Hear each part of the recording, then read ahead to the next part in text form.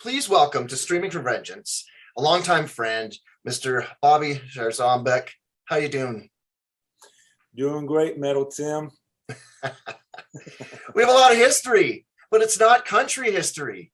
No, but that's okay. I mean, I'm a little bit country. I'm a little bit heavy metal. A little rock and roll in the middle, right? Yeah. No, it really, when you look at your resume, people I think must get a little confused because your roots really are in country music. You say that? Well, roots, a lot of your youthful education when it came to learning the drums, a lot of the bands you play in the local areas. Am I correct? Yes, yeah, definitely.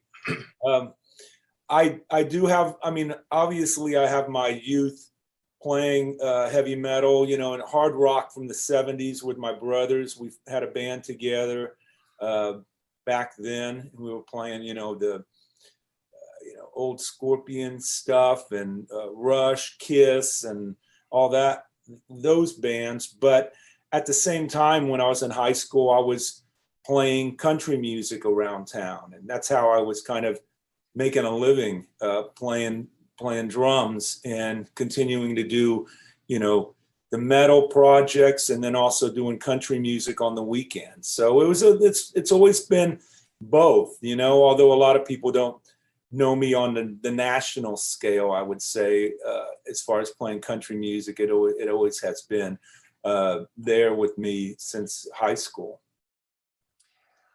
I find it really remarkable that you are with your current gig right now, although I find that the name of the tour, it's kind of like the Scorpions. Some of these tours just don't want to end. And the Cowboy Rides Away tour started 10 years ago. Well, George did that. George Strait, of course, I'm talking about. He did that in 2014. It's basically saying, he was a touring act at that time where he was doing, 50 plus shows a year.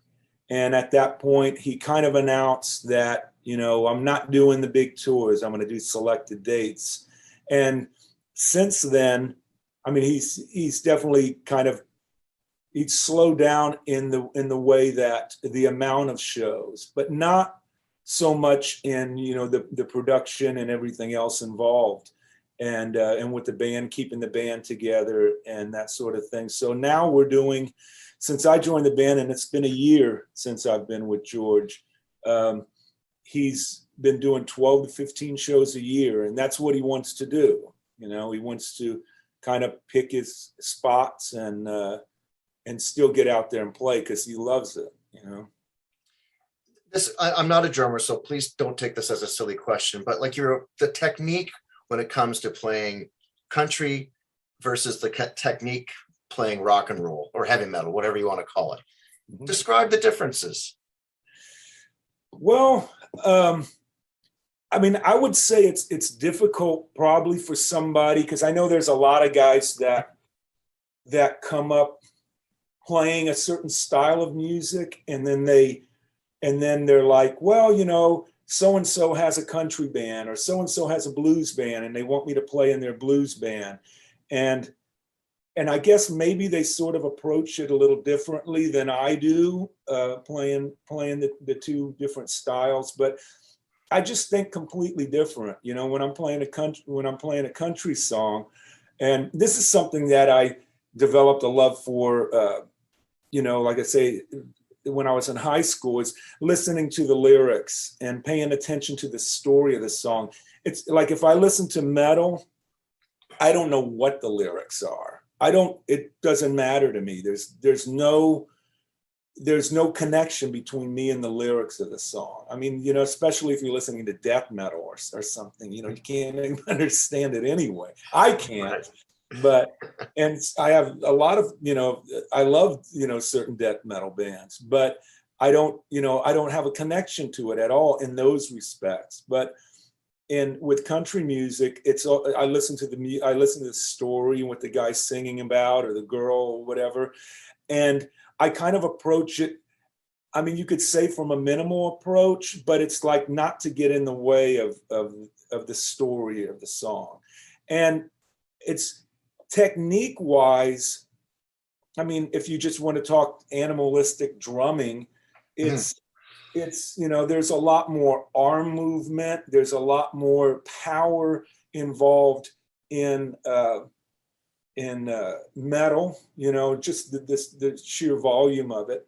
But as far with country, in a way, it's to me, it is more technical in the way that it's everything has to be placed perfect. I mean, in metal, sometimes you can just kind of go, with it. But country, it has to be really precise. It has to be really in the pocket with the bass player. And that's where my focus is, of keeping the time together and building the song. And you can hear when a song builds, there's different dynamics in country music, where metal, sometimes it'll be all sort of one volume throughout the song, pretty much. Except for, if you want to say something like Beyond the Realms of Death or something like that, where it kind of lends its approach to a dynamic song. But country has that in just about most of the songs, it does have that dynamic range. And that's what taught me sort of to learn that, is by playing country music. So I could go on and talk about little aspects of it, but to me, it's a different approach. And so when I'm sitting down on the kit, I'm playing a country song and I'm thinking completely different than I'm thinking when I'm playing a metal song. And it has nothing to do with as much as, this, but more of what's in here and, and what I'm feeling about when I'm playing the music. And so that's how I sort of, it kind of gears me towards what I should do and what I shouldn't do and how I should support the music. So it's a weird question, but it's a valid one, of course. Okay, well, thank you. Now, with you playing country drums, since a really little kid, it must be like a pinch myself moment to be working with the king of country. And when I did a little bit of research. I mean, I've known the name for a long time. It's not like I'm cranking George Strait all the time, but I did a lot of research around him. It's remarkable, the stats and how utterly famous this gentleman is. Like it's true country royalty, maybe right at the top. Yeah. And when I was playing in cover bands, and I remember the first George Strait song that I was playing with a band, it was probably in 1982 or 83, and it was a song Full Hearted Memory. And I remember, like learning those songs, George songs, as they sort of came into, being big hits at that time from the early 80s. And then it, like whatever he had, it was always top, that was probably his first real big one. And then it kind of kept, he stayed on top of the charts. And he's perfect. I mean, I think the reason George is such a successful country artist is he has a little bit of that real old school sort of country, Merle Haggard, even you could even say a little bit of Hank Williams Sr. in his voice, and he has that sort of thing, but he had a sort of a modern sound at the same time. Plus he was good looking and, and the chicks loved him, when he's coming up and singing great songs. And like I said, I played all of those when I was playing around town and around the Texas area and local bands. And so, he's always been, I mean, there was a time when I guess it got to maybe the later 80s where he was clearly on top and he just never turned back. I mean, it never wavered for years and years. And I mean, of course, now there's the new country and the styles have changed and all that. But I mean, he is, he is the, whatever you want to call it, where he's the top of his genre. And I mean, he's like the Paul McCartney or whatever you want to call it of country music. And that's what he's been. And, it's unreal to have this gig. I've been playing. I mean, I can get into how I got the gig, but if you want to ask something with that after or whatever, but he's always been on top. And the thing about George is there's a lot of artists, like if you know Garth Brooks and his career, where Garth kind of went away for a while, to raise his kids and all that sort of thing. But George has never gone away. He's consistently put out albums every year, and even though he's Cowboy rides away, he's still playing. I mean, I don't think, other than COVID and the pandemic, I mean, where the band didn't play for 18 months, other than that, I mean, he's been there, always playing and always recording. I'm just curious about the first conversation you had with him and the first time you jammed with him, and describe that. Well, this is kind of strange. I'll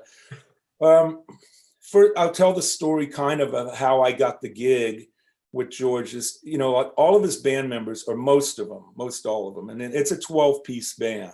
So all of the band members are from this area of San Antonio, Austin, San Marcos, New Braunfels, all within this small radius.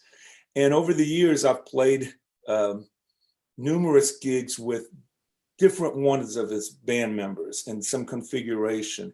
But I started working with his musical director, Ronnie Huckabee, and Huck, as we call him. I started working with him with a group in 2013. And he does the same thing I do, when he's not on the road some of the guys in the band do. When they're not on the road with George or whoever, they go out and play local gigs. And so when I wasn't on the road with Sebastian or Halford or Fates or whoever, I was playing local gigs. And so we started playing this gig together regularly, like every week in 2013. And we learned a lot of songs, a lot of cover music, some originals. We did some recording together. And so I ended up developing a really good relationship with Huck. And at several times during our talking and working together, the George Strait Ace and the Whole Band also has a side band called the Texas Jam Band, where it's 4 members of George's band. And we go out and do corporate gigs and all that kind of stuff, big clubs, but it's not with George, but it's 4 or 5 members of George's band. And Huck had asked me a couple of times to join that band, and timing wasn't right, with me, with Sebastian and whatever I was doing and Fates. Right. And so finally there was a time around 2019, I believe, when 1819, where Huck asked me if I would be interested. And I said, you know what, I think I want to do this. And so I started working with, those guys. And what happened with George is, it's kind of a crazy thing. His drummer, Mike Kennedy, who had been playing with George and the Ace and the Whole Band since 1992 or 3, Mike died in an automobile accident in Nashville. Right. And he died in 2019. And he was originally from San Antonio, but he was living in Nashville. So they needed a drummer to fill, George needed a drummer for his band. And they used a studio drummer for a while, for about a year. And for whatever reason, a great drummer, Lonnie Wilson, fabulous drummers, played on so many big name records. And, but for whatever reason, it just, I don't know, George just felt like he wanted a Texas guy. He wanted somebody that was, like that kind of knew his stuff and the whole, I'm not even sure how that came about, but Huck recommended me for the gig. Wow. And Huck recommended me for the gig. And at that point, it was funny because Huck asked me, can you send me some recordings of some of the stuff that we've done or that you've done with other studios around town?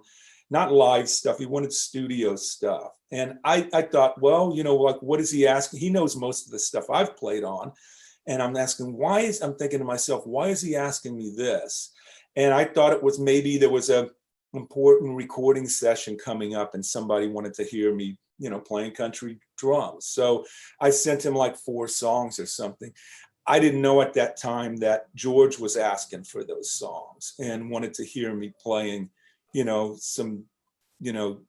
some shuffles and some, whatever, just nice country drumming. So I sent the songs and didn't hear anything about it. And then one day, just out of the blue, I got a call from George, and George called me and and said, I got your number from Huck, and I wanted to know what your schedule was like, if you're interested in playing some shows and this.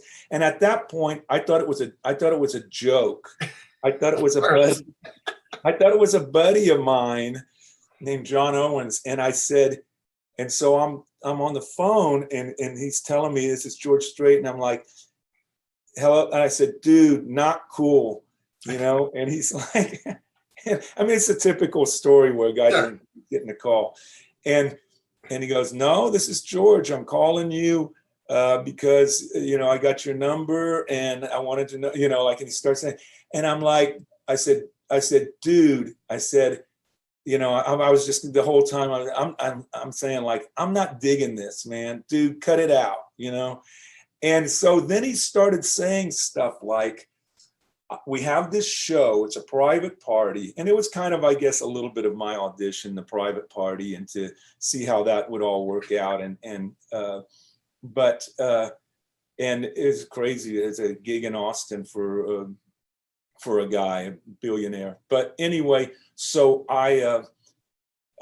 so he started saying these things, and I'm like, he's talking about a real thing. He's talking about something that I heard about from some of the other guys in the band that was going to maybe go down. And I thought, people don't know this information. So at that point, I knew it was him. So it was kind of funny that I got that call. And so when I went to the first rehearsal, of course, and then I got the set list. It was a 30-song set list of his full show that he would be doing if he was playing, Arrowhead Stadium or wherever. It was a full show. And I learned the set list and got together with Huck a few times, and we talked about song segues, this and that or whatever. So when I pulled up to the rehearsal, George, I had put my drums were all set up and stuff like that, and I came back to my truck to pick up something that I wanted out of my truck. And when George had just pulled up at that same time at the rehearsal studio, and I walked in at the same time as he did into the room, and he shook my hand and he said, "Hey, it's really me." That's awesome. That's awesome. Okay. So it was kind of funny, that it started off with that. There was one of those weird things where you get that phone call and you're like, it's not the person. And then after we did 3 rehearsals that week, and we did the show that weekend, and he was like, "Welcome to the band." And so, wow, very cool. Was he familiar with your resume? I had heard when Huck mentioned it to George that he had showed him some videos of my playing, of some of the crazy stuff. Yeah, and I can imagine. Yeah, really. And I could imagine, I think what happened is George at that time said, okay, yeah, he can do that, but can he play country? Can he swing? Can he, what does he sound like? And that's, I think, why I was asked to send the recordings to Huck, which he forwarded to George. I think that's kind of where it all went, because a lot of the guys in the band have seen those videos of me playing, like my DVD and some of the crazy stuff that I've done over the years. So they know about that, but I think it was kind of like, okay, but can this guy play country? And like I said, a few of them knew already, that I could, because I had been playing with them. but then there were some that were kind of like, well, we don't know who this guy is. I didn't have the background of coming up through, the country ranks of artists, kind of like I did through the metal and the progressive, artists. Now, whether it be the bands getting together or the fans, like there seems to be a lot of similarities between the country scene and the metal scene. It's one big family affair. Yeah, I mean, it really is. And just like, I mean, if you want to talk about, just like if there's, say a tragedy or something that's exciting that happens within the metal community, it's the same with the country community. People, whatever it might be, as I mentioned, like is someone dying or somebody getting another gig or this or that. We all hear about it, and it is that way all the way around. And I've known, both sides. I've known the metal side for all these years and the country side. Now, I have to ask you, because you were with him for a number of years, the thoughts on the Queen of Country and the whole Rock and Roll Hall of Fame thing. Oh, Dolly Parton, yeah. I know that. Yeah. What's that? No, go ahead. Sorry to interrupt. Yeah, I mean, I know that she initially sort of refused or said, like, well, I'm not worthy or whatever. I haven't really cut a great rock record or whatever.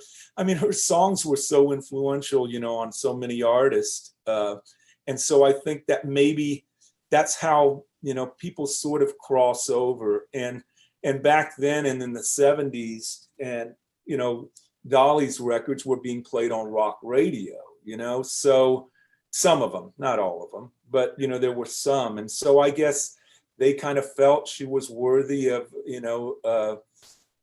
being in the Rock and Roll Hall of Fame. But I don't know. That's just kind of a strange one. I mean, there are artists that are sort of crossover, and I never understood why certain artists, certain songs, and you probably won't know these songs, but Don Williams was a great country artist, and he had a song called "I Believe in Love," and it's no more rock than any other of his material. And there's some stuff of his that's way more rock, I think, if you could consider it rock, but it's not. But there's one select song by an artist that gets thrown into that rock category, or it's considered a crossover hit. And for some reason, Charlie Rich is another one with Behind the Closed Doors. That's another one. So there's certain things where I guess certain artists could be considered a little bit of a rock artist. I don't know. It's a weird one. George never had a song like that. That was a sort of a crossover. But I think that mainly happened in the 70s. I think when a lot of bands like the Eagles and I'm trying to think of it. Anyway, bands like that, where their sound today could be considered country, but they did have a lot of roots in sort of a country sound and country feel about their music. Like Marshall Tucker, for example, too. That's right. Another one. But they never really had anything on the country charts. They were sort of a little more, this way of rock, were but I think a lot of those they could have easily had, Have you spoke to Rob about the whole Rock and Roll Hall of Fame thing and congratulated him? Do you have much of a relationship with him these days? I see Rob most of the times when he comes through Texas, through San Antonio, and and I'll reach out to him or Thomas, and I'll say, hey, would like to come out to the show, that kind of stuff. And so I'll go out to the show, and then maybe we'll hang out and say a few words, and good to see you and all that. But I don't have I'm not a person that is going to, reach out and go, send personal texts. Hey, happy birthday, congratulations, what all that.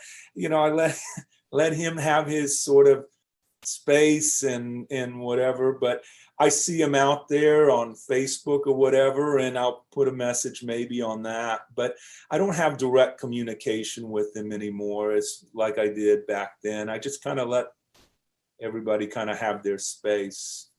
So there's no talk of any new material in the wings, With or Alfred? yeah, wouldn't surprise me. Yeah, I mean, there's stuff, we had cut a bunch of stuff. There's probably 20, 30 songs maybe that were cut. Right. That have never seen the light of day. Some of them are finished. Some of them are just the music. Some of them were everything is done. And maybe it's just not mixed. I don't know. But there's bits and pieces of maybe 20, maybe not 30, but I would say at least 20 songs that have never, and I don't know, maybe one day, those will surface. But, and Rob, I think, for him, I think he's, really enjoying his place of where he is. And obviously, Priest, when he got back with Priest, I think that was 2003 or 4 maybe. And then at that point, I didn't think we were ever going to do a Halford thing again, but we did. Right. We did the Native Metal, and then we toured quite a bit at that point with we did some solos. We did a lot of solo shows. I'm trying to think if we did with somebody, but we went all over the place. We went to Japan, South America, and all that stuff. So at that point, I didn't think we were ever going to do anything, but I think it's been a while now. I mean, it's been 12 years since the last sort of Halford live show or recording, and Right. I don't foresee it happening. But Did you read his book? no, I haven't. Sorry. Okay. Sorry, I didn't want to catch you there. It's an incredible book. The thing is, I'm going to tell you a funny story. So I was when we were on the road when I was on the road with Sebastian, we were talking somewhere, and Sebastian was talking to some people or whatever, and he started to tell a story, and he told a whole story about something, and I don't recall what it was. But then after the story, I said, "Man, that's really cool." I said, I never heard that one. And Sebastian goes to me, "Well, it's in my book. You didn't read my book." I said, "Well, I have your book. I just haven't read it yet." Well, So I have the books. I just haven't read them yet. It's hard for me to sit down for a couple of hours and read. I don't know. Dude, I hear you. We get books sent to us all the time, but I read on this screen all day. The last thing I want to do is read a book because I've been reading all bloody day, right? Yeah, and I have certain books that I've read over the last couple of years that I love, but I don't know why. I haven't gotten into either of those. I heard his book is pretty crazy. It is fucking really crazy, but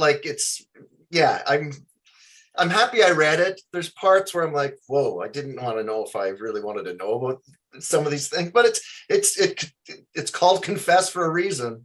Yeah. Wow. Right. Yeah. I've got one really weird Halford thing question for you before I get into another book question. I don't know why a car company has not grabbed the song Drive for any marketing campaign.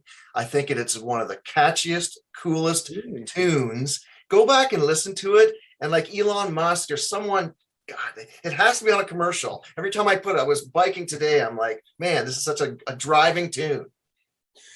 Maybe it just hasn't gotten to the attention of somebody that's in charge of doing that. I guess that happens a lot of times, where it's one of those things. And, Fates has a song on the last Long Day Good Night called Under the Sun. And I don't know if you know that song, but when Jim, and I'm not veering subjects, just for any, not to get off the Drive topic, but okay. The song Under the Sun, Ray wrote that, and And when Jim sent it to me, sometimes Jim will send me, I'm talking about Matthias, obviously, he'll send me, demos to work on for records, for me to work on the drum stuff. And sometimes it'll have vocals already, and sometimes it won't, the song. Most of the time it'll be kind of completed, but sometimes there's just, sections or whatever. But he sent me the whole song of Under the Sun. And I heard Ray's vocal on that, and I was blown away. And I said, this is a song for a commercial. This Sunlight dishwashing soap or something, I mean, I thought I could picture some like a family sitting under the sun, and and with sunlight, I don't know, washing dishes, maybe not washing dishes, but I could picture a family sitting under the sun, with it shining and whatever, and the song playing in the background, because it's a great lyric and a great melody. And so I'm with you on that. I think that sometimes people just, that, the song finder people or whatever just have not found the song, and I agree. And the perfect song for that particular commercial. But as we age, it could be any product. It could be toilet paper. It always surprises me. And you're watching some generic thing that my mom bought, and I'm like, it's a Drive. It's a Kiss song or something. Drive with toilet paper. I just mean just in general.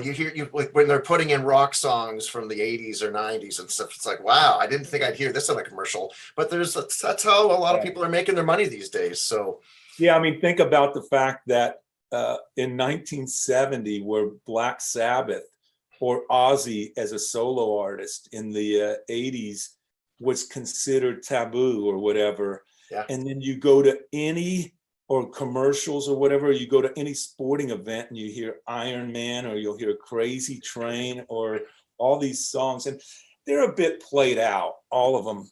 I would say more than a bit played out. They're way played out for me. I mean, absolutely. I don't need to hear those songs again. I've heard them a million times. But yeah, I mean, that stuff you would never think at any point would be in mainstream anything, when they were released. But they're all out there, so who knows? You brought up Fates. Familiar? Did you participate in Jeff Wagner's book that's coming out on you guys? Yeah. It's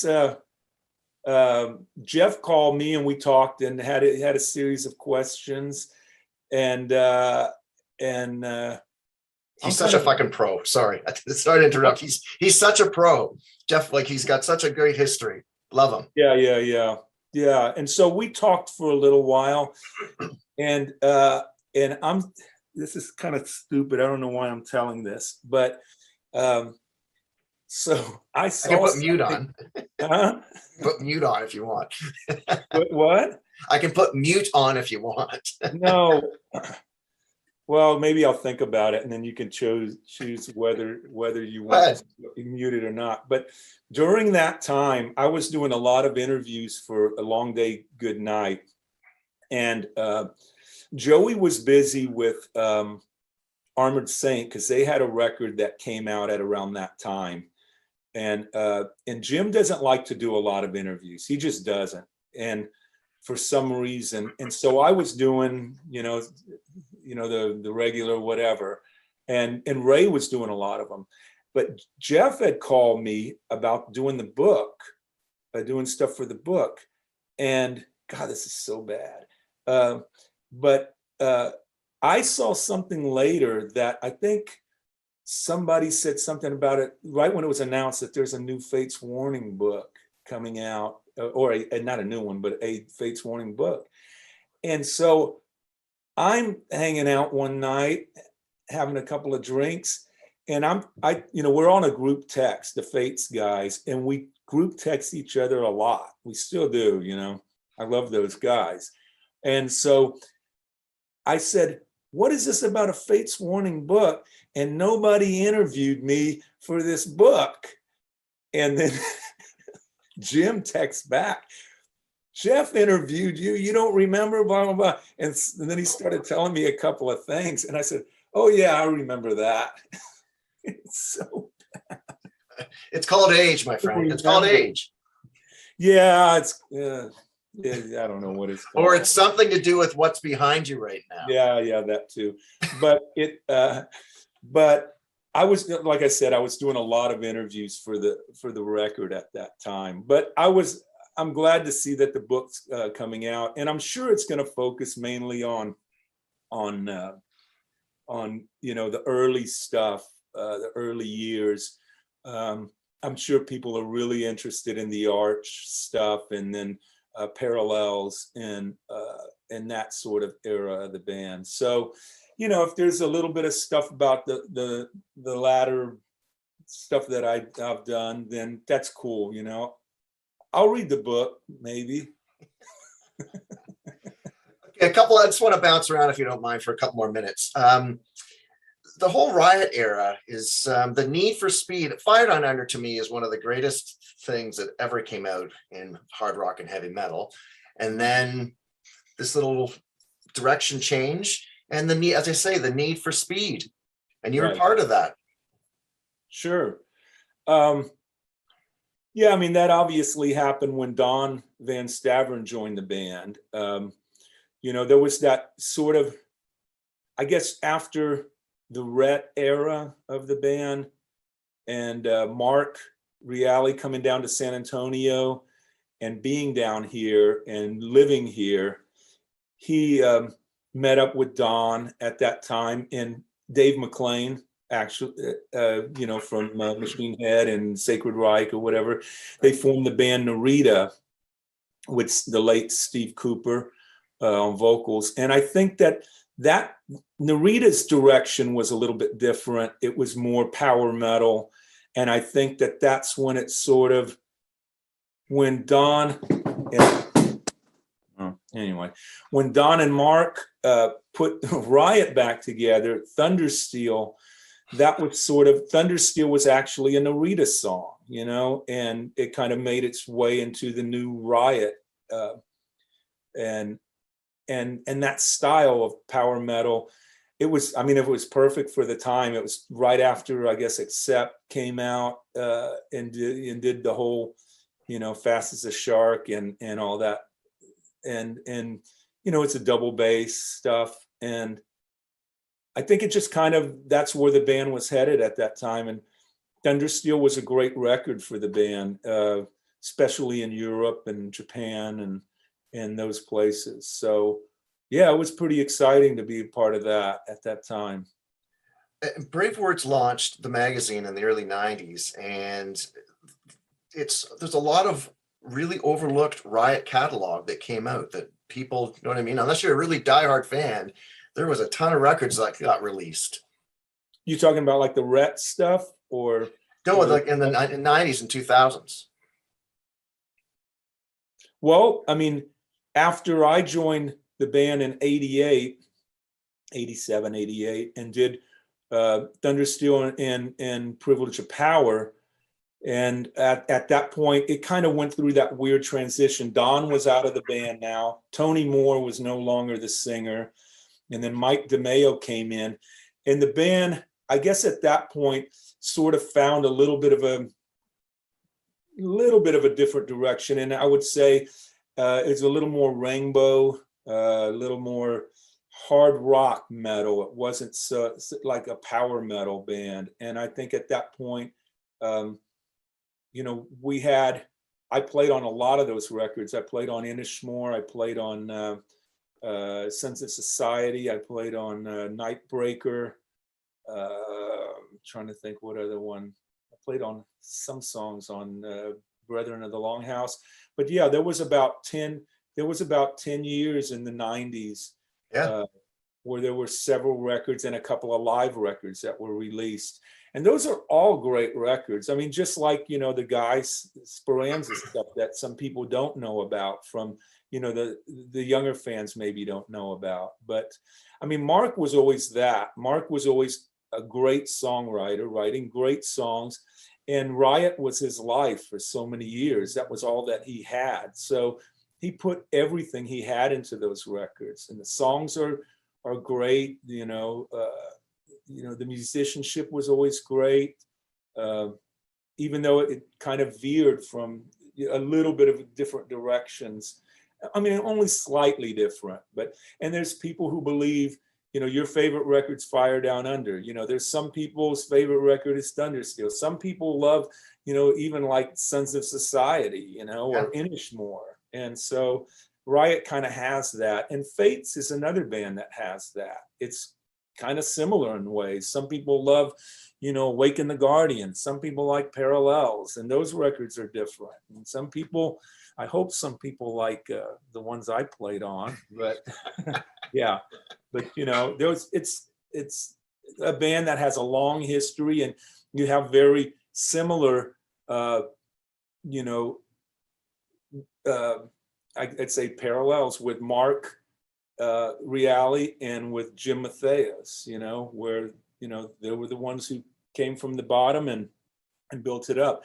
And then Riot's still playing as Riot 5 now with Don, and it's more in the power metal style as more Thundersteel, Privilege of Power, that sort of thing.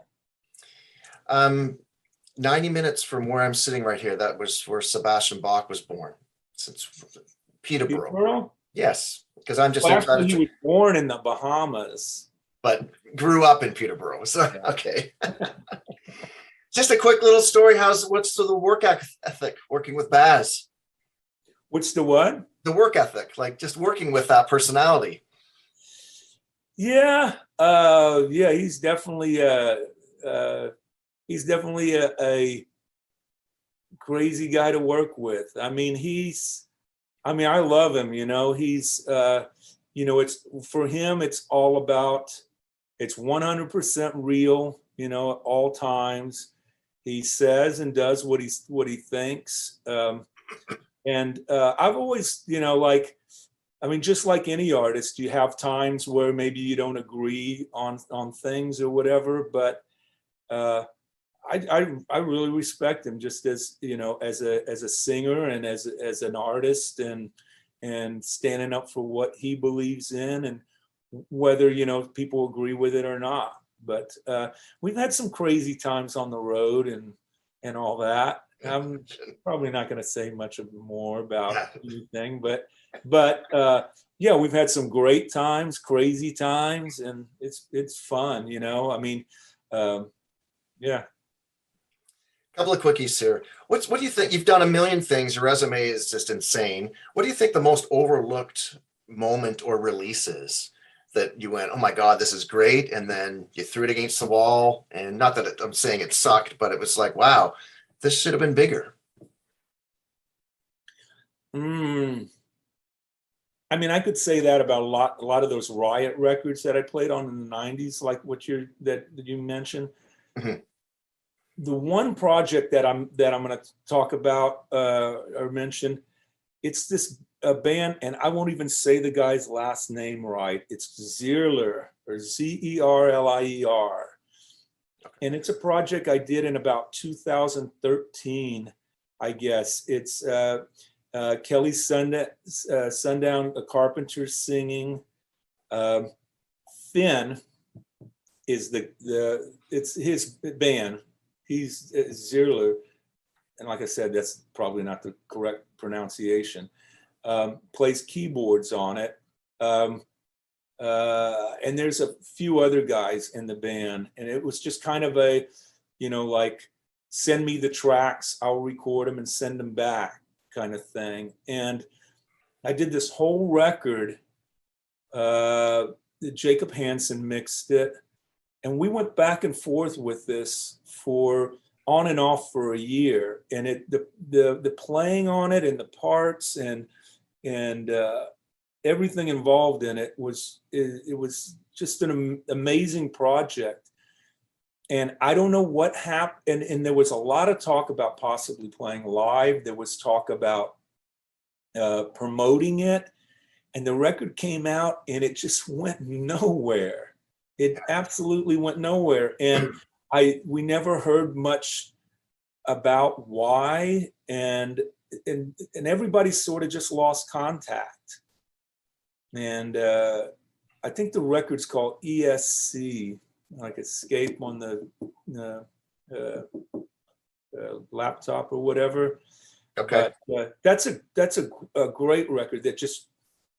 And I posted I posted one video of myself playing one of the tunes on my YouTube page, and I have a bunch of footage that I shot when I recorded that record. And I always wanted to kind of edit it a little bit and kind of mix it, in a little bit with the track, because when I recorded it, I was just playing to the the click and whatever basics I had. But I kind of wanted to blend it in with the track, with my drumming, and put that out. And I still haven't done that. Now, never will. But that's one record. I can't think of anything other than maybe the Spastic Ink records that I did with my brother. But that's such a select audience. I mean, it's you either like that or you don't understand. I mean, you either love it to death or you just don't get it. Goes over your head. Right. Yeah.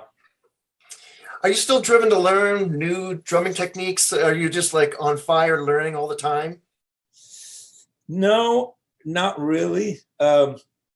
I would say that I had I had that almost not every day, but for years and years, up until maybe, I would say 8 years ago, I would practice and work on things, for hours a day. And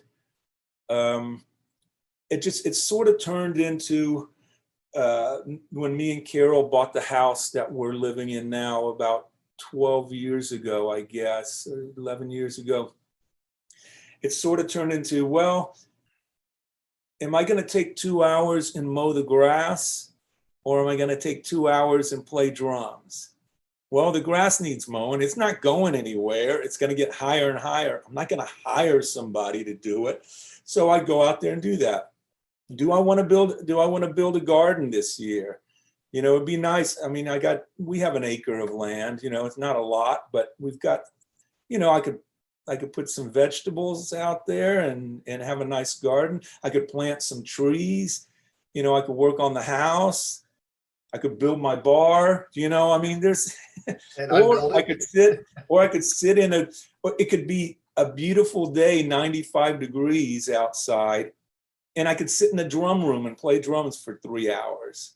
Yeah. And sometimes one has to outweigh the other. And after doing that for so many years, playing drums, and having that to focus, it hasn't shifted all the way over. And, and the cool thing about getting the George Strait gig is it's sort of, and that was a year ago, it's sort of it did get me back in the practice room, working on some basic things within my playing, some, really kind of honing down everything and making sure things were exactly right. And, even working on my shuffle, patterns and that sort of thing. So I do get in the practice room a little bit more than I have over the past few years, and I have a couple of things in the works where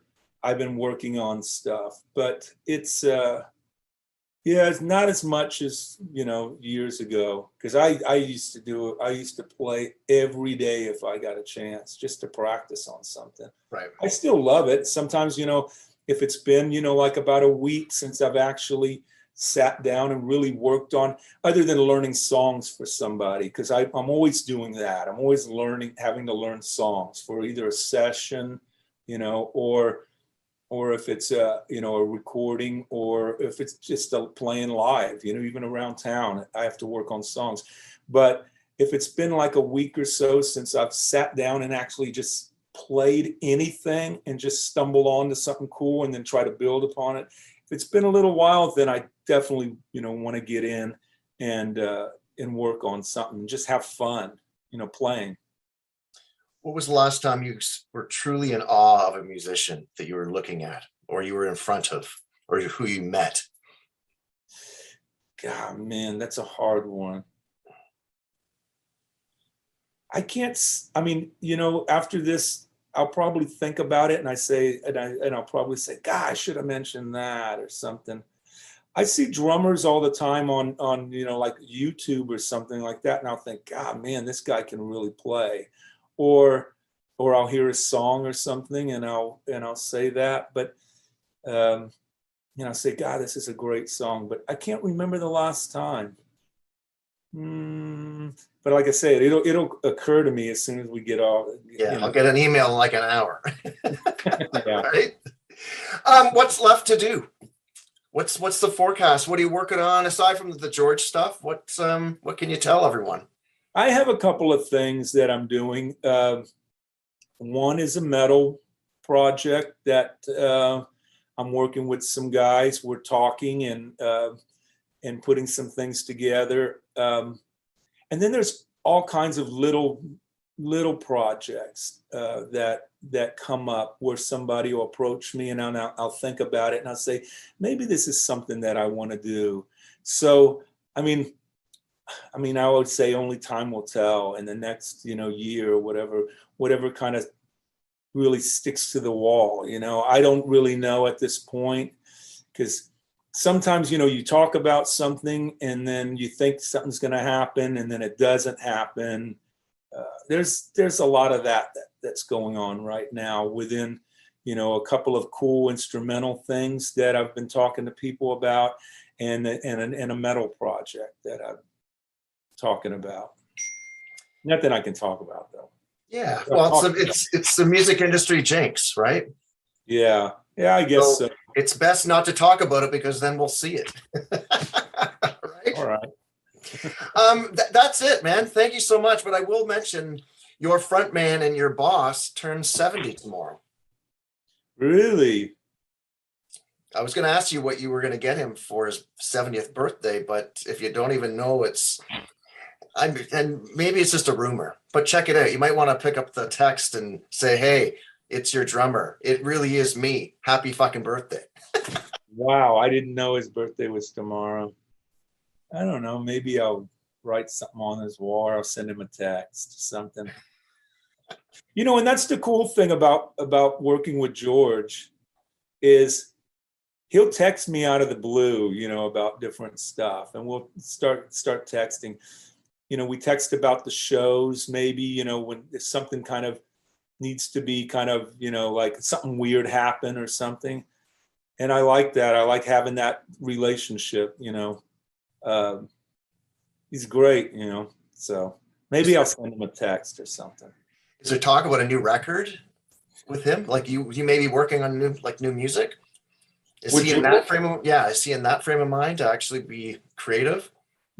George does all this stuff in Nashville, and he's got a team there. And the way the country music scene is there's sort of a live, band, and then there's the studio team that he uses with his producer. And so it has happened in the past where his band members have played on recordings, years back, but right. Most likely that'll be handled by him and the guys in Nashville. And we've come full circle. Thank you so much. It's been great reconnecting with you. Yeah, it's been a while. I remember one of the first times, I guess it was in Toronto or something.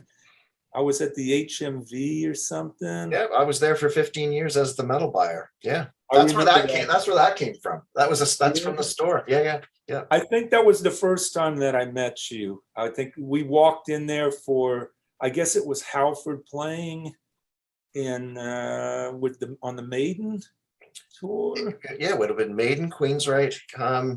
That's at the Air Canada Center. Yes, Halford opened up the show.